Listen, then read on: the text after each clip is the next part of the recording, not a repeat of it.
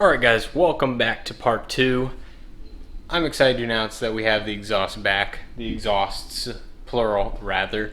But yeah, everything is welded up, and I guess tomorrow is going to be the day we go ahead and test fit the exhaust on the car. I went ahead and measured roughly, and it is roughly 2 inches wider than the stock exhaust. So obviously an inch on each side, hopefully.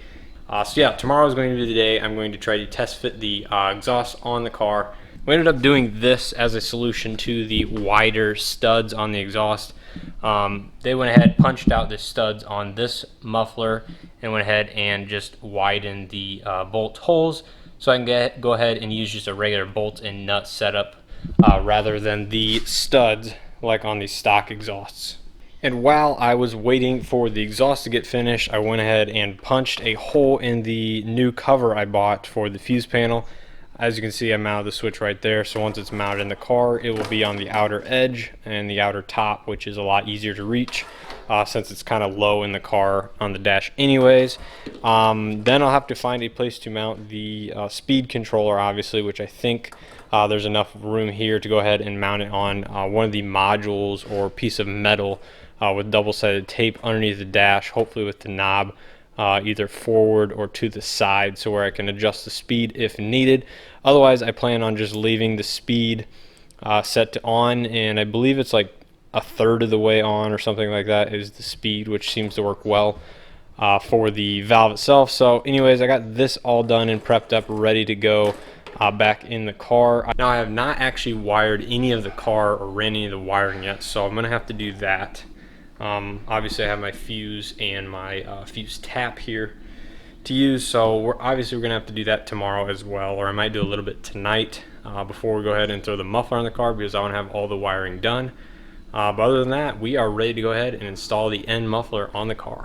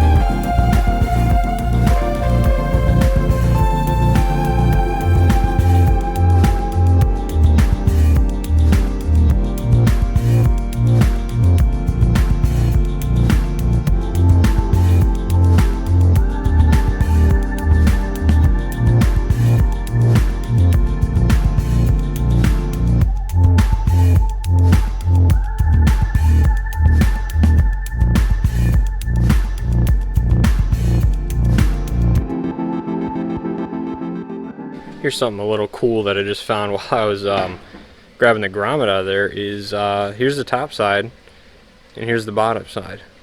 Look at that, it is already pretty much pre-slit from the factory. You just shove something a little sharp through there and it'll create the hole for wires to run through. I assume similar to that one over there, so it's a pretty just neat little thing I just found. So when you guys are looking at it underneath, this is the passenger side. The valve is going to be somewhere on this side between the wheel well guard and obviously the subframe or edge of the muffler hanger here. So if the valve sits here, there's only really one option I see for running cabling, and that is there's a hard line for the brakes right here. That's going to be your best point of tie down or securing the wiring. Now I'm going to use a wiring loom to also protect the wiring, but this is going to be the point that I'm going to follow, because as you can see, it runs up along the frame rail there, and then you guys can see the grommet hole right there. So as long as you follow it as far as you can and then a little bit over, I think that is going to be the best bet for securing the wires for sure.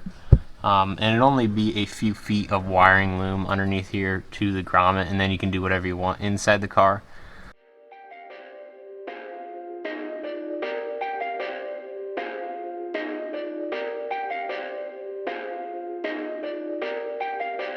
Perfect.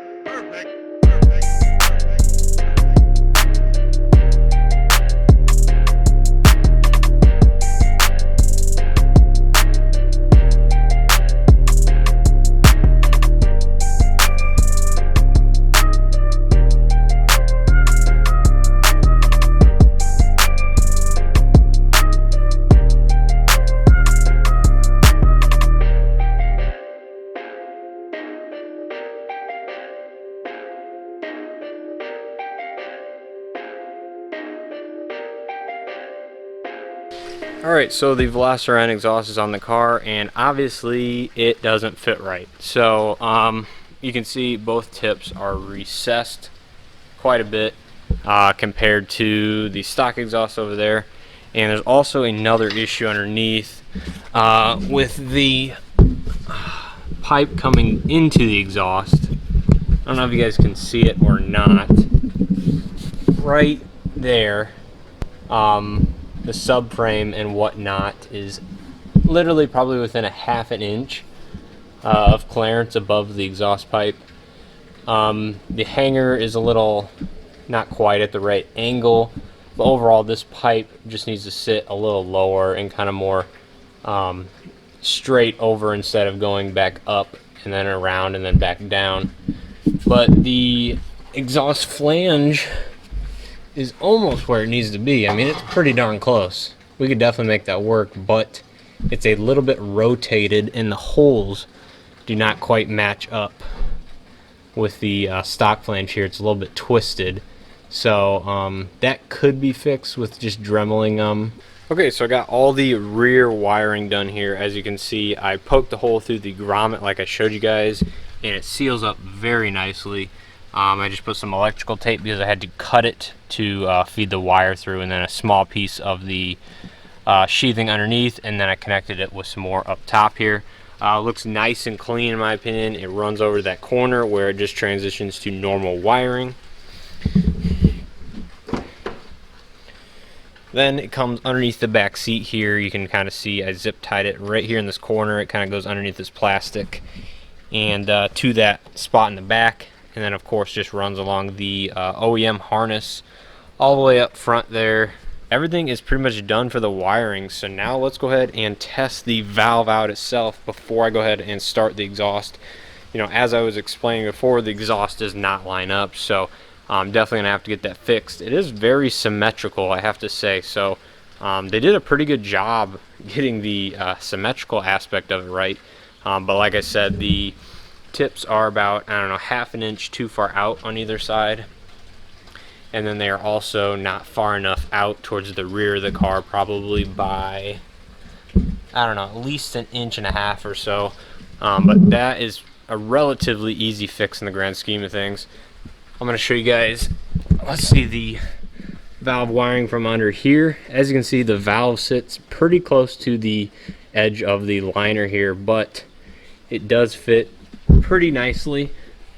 As you can see, the loom goes up here along the plastic, goes up to that brake hard line right there, and then follows it up to that grommet that you guys can see right there. So 3 zip ties is all what's holding it on down here, and then of course the tension of the valve is pretty tight right here. So everything is nice and secure. Obviously I don't think I'm going to be able to keep the exhaust on given the tips aren't far enough out, but I don't know, we will see what the shop says. Here is the subframe. Again, it is with, I can't even get a finger in there, so it's got to be within ½ an inch there as well. But the whole system is so tight that it genuinely does not move that much, so I'm not sure this is going to be an issue in the long run, as long as the flange doesn't leak or anything. I think the bigger issue here is going to be the exhaust tips.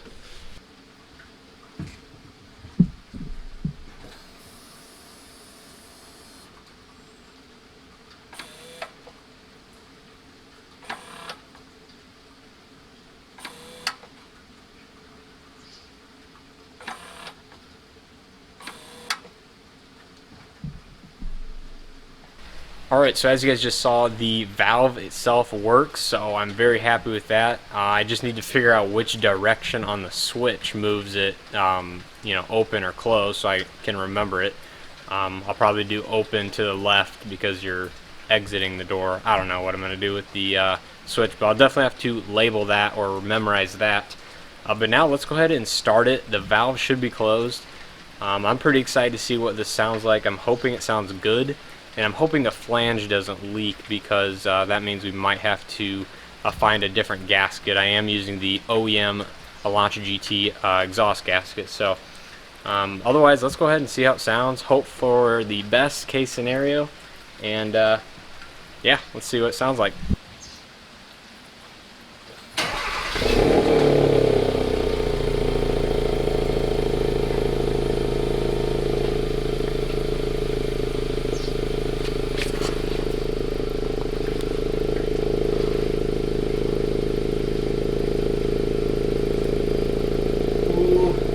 No leaks, no leaks.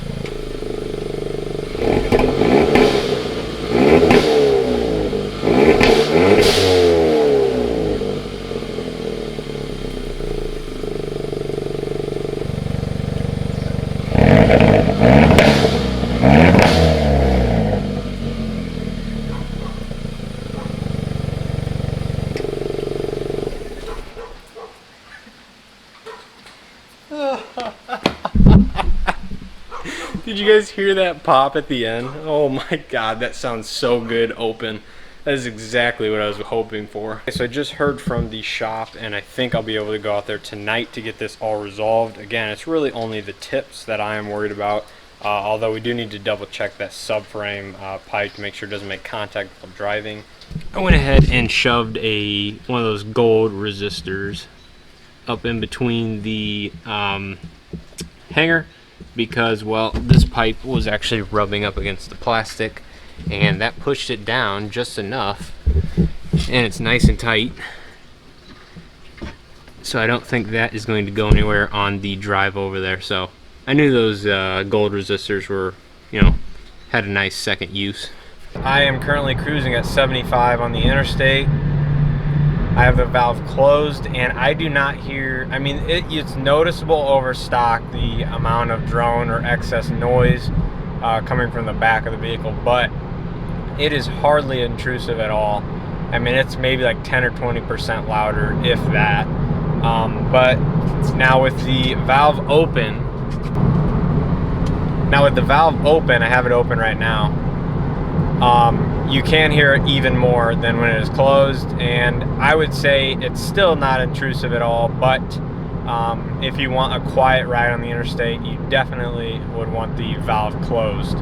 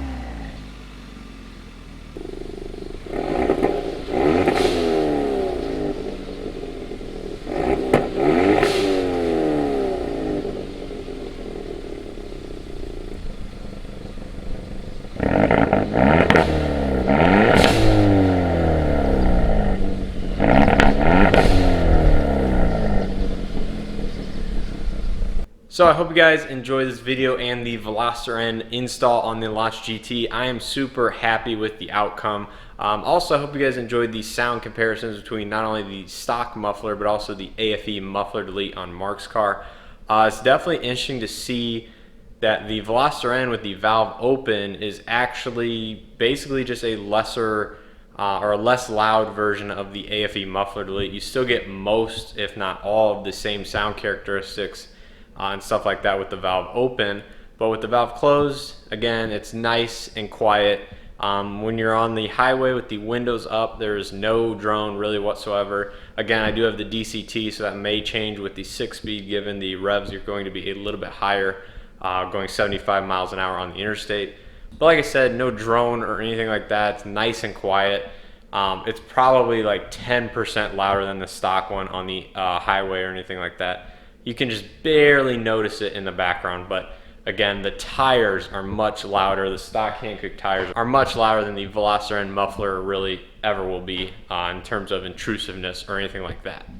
So just a couple of things I want to mention quickly after having the Veloster N muffler on my car for a couple of days now. The exhaust gases, when the valve is open and closed, they switch from side to side almost fully. So that's just something to keep in mind, that when the valve is closed, all the exhaust gases are going to be coming out of the left side pipe, and when the valve is open, probably 95% of the exhaust gases are going to be coming out the passenger side tip. So I did notice that, you know, because all the gases are flowing out of one tip, that tip is going to get hot. I don't think it's going to be an issue in terms of melting the rear diffuser or anything like that, but again, I'm going to keep an eye on that just because you are forcing most gases out of one tip or the other. But if you do have the valve open about 50%, if you guys do this mod, you'll figure out that if you just press a switch once, tap it really quick, you can get the valve about 50% open. The exhaust gases do split from side to side, so it's not 50-50 exactly, but it's definitely split from side to side, so you do get the exhaust gases coming out of both sides simultaneously instead of one or the other. So that's just something to keep in mind in terms of heat in the rear diffuser. Also, the stock mid-pipe flange on the Elantra GT Sport or N Line does seal up well with the stock Veloster N flange on the muffler. You do want to use the Elantra GT exhaust gasket because it is the same size as the mid-pipe, but it is big enough to seal up against the slightly larger flange on the Veloster N muffler. I would recommend taking the studs out of the Veloster N muffler and kind of boring out the holes big enough to match up with the stock mid-pipe on the Elantra GT, and then using just a bolt and nut to secure the two together instead of a studded version that is fixed to the muffler. But other than that, that is pretty much all I wanted to mention in terms of things I've noticed once the muffler is on the car. The tips are pretty tight on the N-line rear diffuser, as you guys saw from the video. There is a nice gap around the entire tip, so nothing's touching, but in terms of when the exhaust moves around, I'm not 100% certain that it does not touch the diffuser from time to time while driving, just because the exhaust hangers are somewhat soft. But like I said, I don't think it's really a big deal, so that's just something to keep in mind if you have an N-line. Now, if you have a Elantra GT Sport, the cutouts for the diffuser are actually bigger by about an inch or so. So you will have plenty of room on the Elantra GT Sport rear diffuser to fit the big 5-inch tips from the Veloster N exhaust if you so choose to do this mod. This is another thing to note. We ended up actually rotating the Veloster N exhaust tip ever so slightly on either side, about maybe like 20 degrees or something like that. It's not that much at all. It's just enough to get the shape of the exhaust tip to match with the flow of the cutout, since the Veloster N exhaust tip is actually kind of like oblong.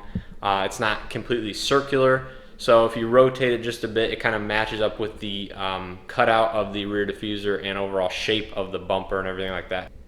So I hope you guys enjoyed this video. This has been one of my most favorite mods on either of my Elantra GTs so far, just because of the adjustability Now I know it's not a true valved muffler in terms of the computer is adjusting the valve constantly to change performance and sound characteristics and everything like that, but it is a valve muffler in that it changes the sound, which is the one aspect that I really like about it, because you just have the adjustability to do it whenever you want, while you're driving, while you're not.